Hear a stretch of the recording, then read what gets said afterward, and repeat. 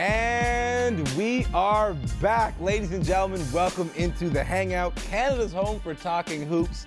Season 2, this time, it's personal. Hi, I'm Akil Augustine, of course. This is the Hangout, and as always, I introduce you to a whole host of guests hanging on the couch with me talking NBA basketball. I got to introduce you, of course, to my partner in crime, the producer of the Toronto Raptors basketball games. So good to be back. Dan Gladman. Best day ever. Of course. First day of school. And then you know the guy repping the 416 to the fullest right now on local funny man, big time guy. He's going to be hosting the Mobb Deep concert coming up soon. Oh, no flex zone. Funny man.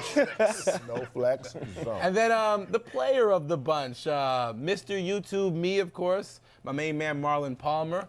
Glad to have all you guys on the show with us. Lots to talk about. Took the whole summer off, so we got to break down this NBA thing. But the most important thing for me right now is a piece of information swirling around the internet. Henry Abbott, a guy who got an on-again, off-again hate relationship with Kobe Bryant, released an article that's making the rounds. Grantland ESPN team, of course, sharing it. A lot of stories about Kobe being the demise of the Los Angeles Lakers, players not wanting to sign. Basically, he's strangling the franchise to death with his $24 million contract and his inability to get along with other players. First off, I'm going to start with a fellow Kobe Bryant fan, Dan Gladman, and get your thoughts. First off, were you comfortable with the amount of unnamed sources in the article? I mean, a lot of people don't want to be named when they're saying these nasty things or negative things. But let's put it all into perspective. This is an internet column, and it's written not necessarily by a guy who had something to, an axe to grind. Exactly. He did or he didn't, but the fact is this was a story that was written to give traction to a story that became much bigger than it actually is on ESPN. They've been tracking it for days because they kind of have nothing else to talk about with the Lakers. Here we got one of the more memorable quotes, of course, from the article. A lot of anonymous sources. Again, that's been my problem here. The anonymous sources. So, Mr. YouTube me, tell me, do you think there's a chance that all of these quotes are real? I don't believe they're all real. I think they might have some truth to them, but with that, it's not necessarily Kobe's fault that he's great and that he's supposed to get the ball. Like, things like that, and the whole, like, it would cost more to get rid of him. First off, money's not an issue for the Lakers. Exactly. Not at all. This is a $24 billion TV deal. It's a pointless thing to say. Tricks, stop being a politician. Just jump in, man. Oh, my God. Okay, go. Okay, you guys are talking like Kobe fans, right? And I'm a Kobe fan.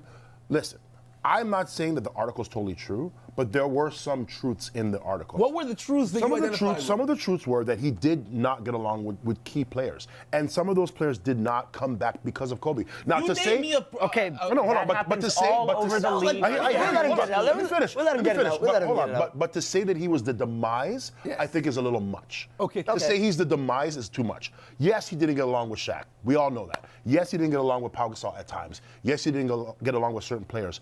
But that doesn't mean he was the reason that the Lakers aren't good now. Even if you don't get along with someone, they didn't get along with Jordan. The Bulls hated Jordan at times. In lockers. And I think it boils down to how soft players are getting and because of how soft the league is making them, which is why they all want to be babied and I can't get along with this guy. Like the reason why there's a difference between Michael Jordan and Kobe is because Kobe made players better.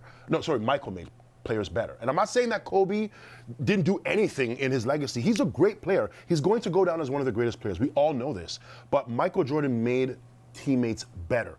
Kobe, in my opinion, didn't make teammates better. He didn't. I don't know what but he's still to call him a cancer, to say that, time out. Let's move off this subject. Dan, let me throw this at you now. Kobe Bryant coming off of 2 straight injury-plagued seasons, not looking his best form right now. Is this Lakers team dead, or can this Kobe Bryant version take them back to the playoffs? Look, the Lakers are not going to be a competitive team in the Western Conference this year. There's nothing Kobe can do about it. There's nothing their management can do about it. Is there anything Steve Nash can do about it? Kobe made players better. Nash is too old.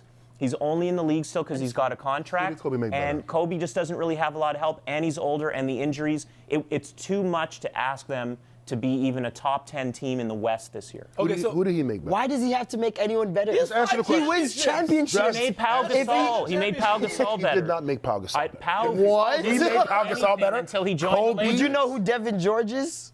Would you even know I who still he don't know is? who Devin George Would is. you know who Guys, Devin listen, George is? There's another guy. Probably didn't make him good. There's another him aging better. superstar playing for the Los Angeles Lakers. You just touched on Steve Nash. Yep. Another year started with injury for Steve Nash. How concerned are you about? I heard himself picking up bags, like grocery bags. I think this is someone we need to let go. It's like me at the airport. This guy gets hurt on his birthday, like every year. you So, know? are you concerned about the end of the legacy of Steve Nash? Because these are two of the great. Like, It's sad to Canadian, watch. It's a great.